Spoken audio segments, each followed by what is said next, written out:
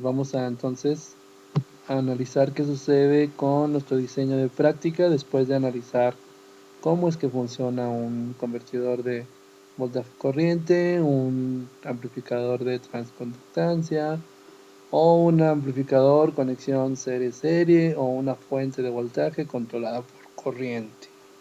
Perdón, de corriente controlada por voltaje. Bueno, observamos entonces que antes de diseñar nuestra práctica debemos de considerar unos criterios, ¿vale? Que yo le llamo criterios prácticos o que se le llaman criterios prácticos.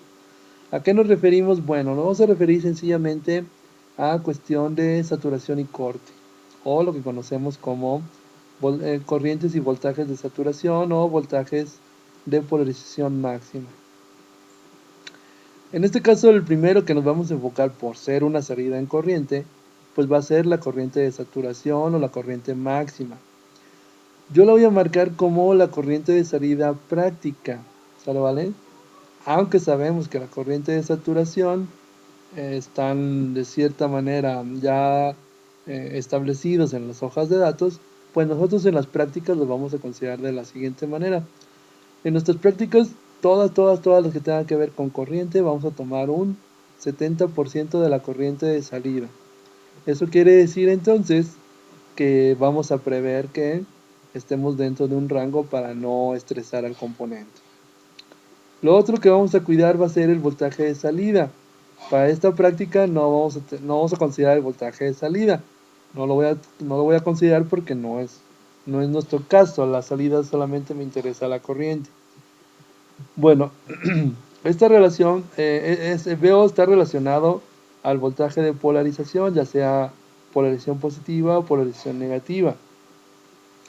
También nos vamos a cuidar mucho del voltaje de entrada. Este es el voltaje de entrada diferencial, que también está relacionado con el voltaje de polarización. Y el voltaje de polarización está relacionado con el fabricante. ¿Sale? ¿Vale? El fabricante, la versión del dispositivo, en este caso del operacional, estamos hablando. Bueno, ¿qué vamos a considerar? Vamos a tomar un ejemplo, ¿sale? Es un ejemplo meramente numérico nada más. Habrá que revisar sus hojas de datos del que ustedes vayan a utilizar. Yo estoy proponiendo que utilicen el LM741 o el TL082, que son amplificadores genéricos muy propios para nuestra práctica. Son muy nobles. Bueno, 741 hay un solo operacional en el encapsulado y el TL082 tiene dos. Entonces puede ser bastante práctico tener el TL082. Vamos a pensar que la corriente de salida en saturación me dice la hoja de datos que son 20 mA. Por lo tanto, yo tendré que procurar en mi práctica que lo que yo vaya a hacer, lo que yo vaya a diseñar, lo que yo vaya a construir, tenga el 70% de IOSAT. ¿Eso qué quiere decir? Que a lo máximo en las prácticas conmigo, con Estuardo, vamos a manejar corrientes máximas de 14 mA. Esto es para proteger de estrés a nuestro operacional. ¿Queda claro? Así lo que yo tenga que convertir que no sea mayor a 14 mA.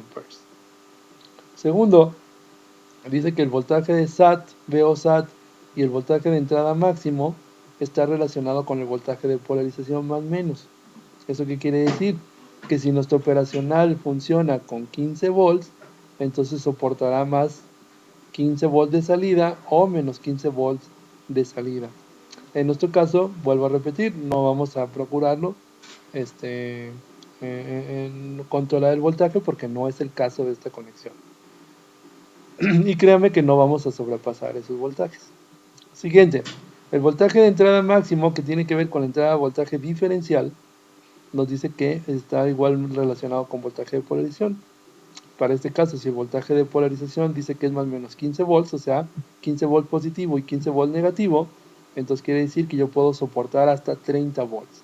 ¿Sale, vale? Vamos a hacer prácticamente lo mismo, vamos a procurar no llegar a los 30 volts de voltaje de entrada, ni tampoco vamos a procurar 0.7, un 70%, ¿les parece? Entonces, bueno, así es como vamos a tomar los criterios prácticos y con esos criterios prácticos vamos a cuidar mucho nuestro operacional en realidad cuando estemos haciendo la práctica. Bueno, vamos a ver un ejemplo 2 para continuar con el diseño de nuestra práctica. Dice que diseñemos un convertidor de voltaje a corriente que tenga una función de transferencia o un factor de conversión de 1 miliampere por volt, así se lee, 1 miliampere por volt. ¿Qué quiere decir? Que por cada volt de entrada que yo ponga a la salida va a haber 1 miliampere. Así de sencilla va a ser su práctica. Ustedes también van a procurar un factor de conversión y tiene que ser diferente entre todos ustedes. Ustedes se tendrán que poner de acuerdo en su momento para que no se repitan los factores de conversión. Entonces, ¿cómo lo soluciono? Bueno, siendo GMF igual a la corriente de salida con respecto al voltaje de entrada, entonces si la relación es 1 miliampere por volt, entonces yo puedo decir que el inverso de GMF, que es la transconductancia en retro, es igual a, perdón, el inverso es igual a RF. Esto está sencillo, ¿verdad? Quiere decir que el inverso de 1 miliampere por volt es igual a 1 kilo ohm. ¿Ven? Entonces vamos a simularlo. Y bueno, prácticamente lo que estamos observando es la simulación o la comprobación animada, más que simulación, la animación de nuestro diseño de práctica. Dice que vamos a convertir un volt de entrada en relación a 1 miliampere por volt a la salida, y aquí está comprobado, ¿verdad? Prácticamente es 1 miliampere. Bueno, aquí está representado en microamperes.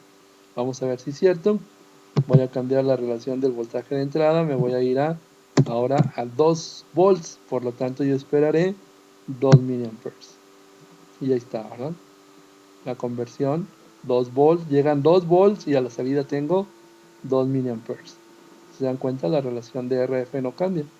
Si yo colocara 3 volts, esperaría a la salida, pues 3 miliamperes. ¿Vale? Entonces, bueno. Recuerden que la corriente de salida vamos a procurar que no sea mayor a 14 miliamperes. ¿Vale? Entonces, en este caso, yo esperaría que lo máximo que puedo simular, que puedo llevar a mi práctica serían 14 volts. ¿Vale? Entonces aquí nos está demostrando, bueno, en este operacional que no estoy seguro cuál es, vea, sí, 15 volts. Dice que tenemos voltaje máximo, aquí está la diferencia. Entonces, bueno, no nos permite tener más voltaje a la entrada, ¿vale? Si se dan cuenta, tendríamos que tener 14 mA, pero aquí queda demostrado que no se puede, ¿verdad? No puedo tener más corriente de la que está diseñado este operacional, ¿vale? Entonces, bueno, me regreso. El máximo estoy casi seguro que va a estar como por los 9 volts. Tampoco nos dan. Vamos viéndonos a 5 volts. Esto sí, 5 volts. Entonces va a estar más o menos a más o menos 7.5 volts. Vamos a ver si es cierto. Vamos a ponerle 7.5 volts. Y nos da 7.5 mA porque está en relación a más o menos el voltaje de polarización. Si estuviese a 15 volts, ¿qué dicen? Está a 15 volts, ¿verdad? Más o menos 15 volts el rango. ¿Vale? Si lo pueden ver en la parte de abajo de la pantalla, ahí pueden observar que el rango es de 15 volts a menos 15 volts a 15 volts. Por lo tanto, la media de los 15 volts son 7.5. No puedo obtener más de 7.5 mA. ¿Vale? Bueno, con esto podemos quedar claros que sí funcionan los criterios prácticos y en la relación de conversión también va a funcionar a una relación de 1 mA por volt. ¿Vale? Entonces, para nuestra práctica, chicos, vamos a tener que, en base a nuestra práctica número 1, vamos a hacer nuestro diseño de práctica experimentando un amplificador retroalimentado negativamente, serie. Y aquí lo que se pide es que hagamos una relación de conversión y que no pasemos los 15 miliamperes, por favor. ¿Vale? Hay que revisar la hoja de datos del operacional de los que les recomendé. Y su criterio de diseño de la práctica la van a enviar el próximo, sería 14, 15, 16, el 16, el 16 de septiembre, ¿sale? ¿Vale? Van a enviar, va a estar ahí en el Classroom y van a enviar el diseño de su práctica. Y el lunes 14 vamos a poner fecha para presentar la práctica, ¿sale? Entonces el lunes nos ponemos de acuerdo para revisar las fechas de práctica. Gracias.